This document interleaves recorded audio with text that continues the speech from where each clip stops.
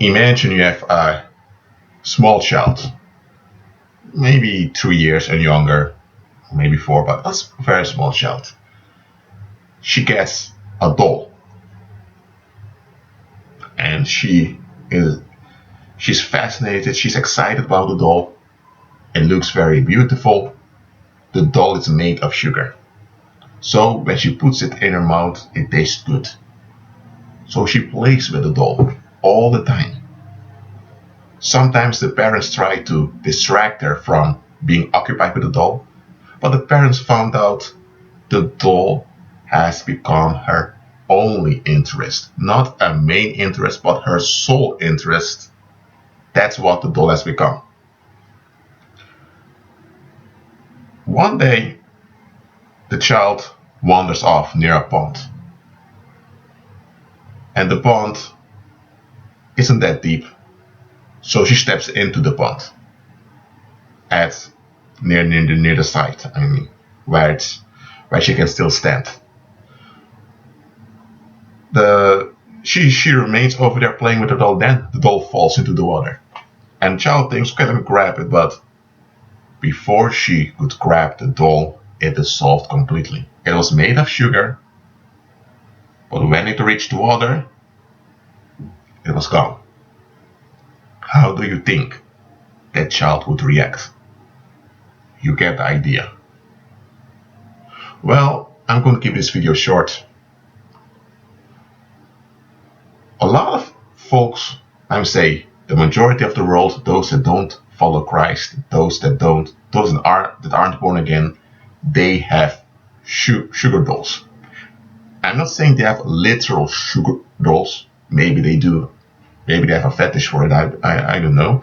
But I'm using the sugar doll as a metaphor, which you would have already guessed. The sugar doll is validation. People seek validation, and because they can't validate on themselves on their own, they join groups.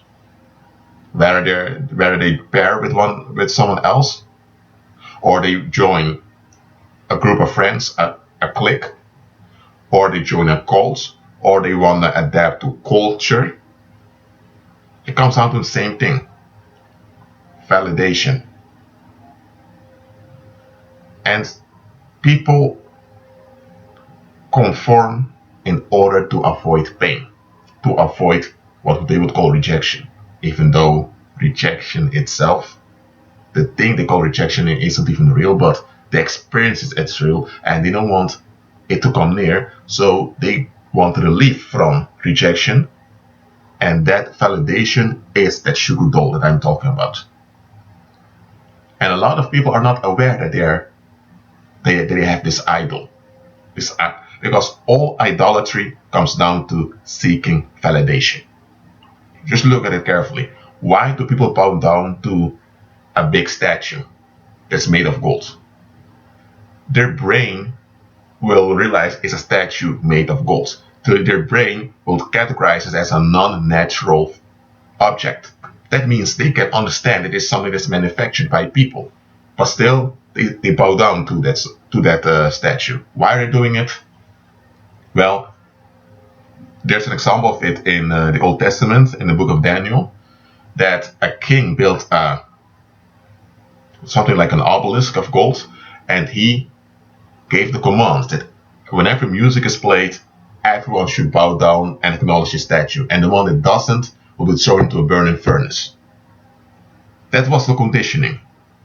And in this conditioning, you have the carrot, that is the validation when you comply, and you have the stick that comes after you, that's the rejection, and that's the violence that's connected with that rejection.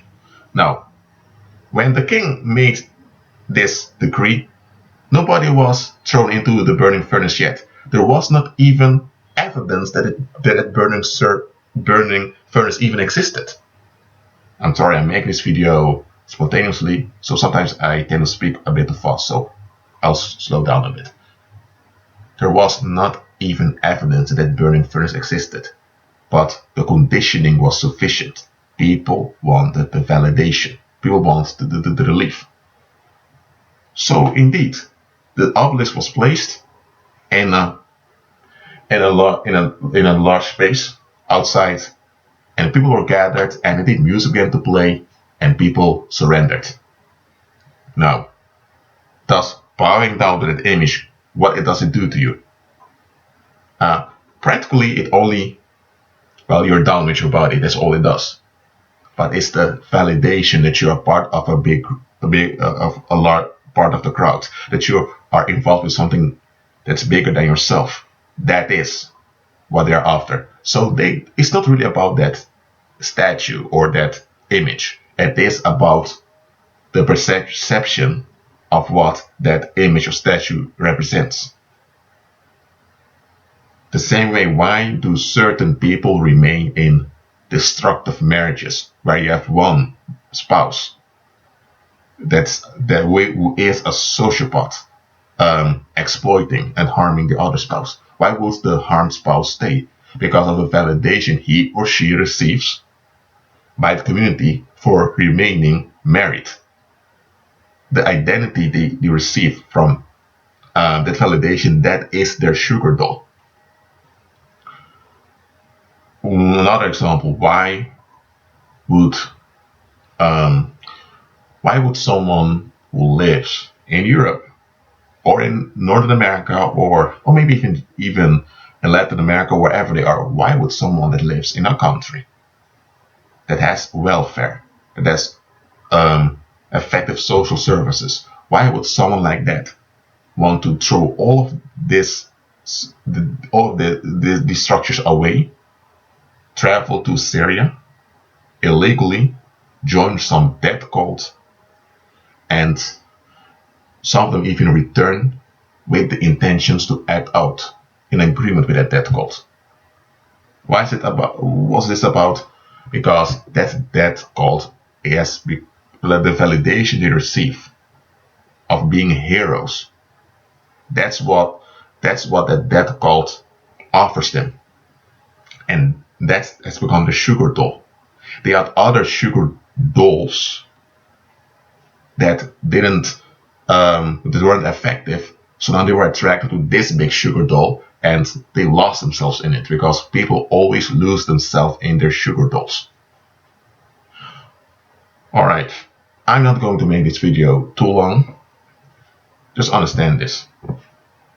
Any type of validation you go after that is not in agreement with Christ, that is not in agreement with the Messiah, is an idol. And if it's an idol, it means that when you are holding on to it, it's bondage. And idols, it comes down to this. When you hold on to an idol, you're in duality. You have the carrot and the stick. You want the carrot, you want the leaf, you want to stay away from the stick.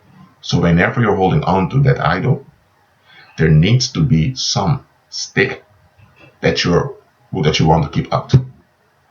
That's how you form an us versus them mentality.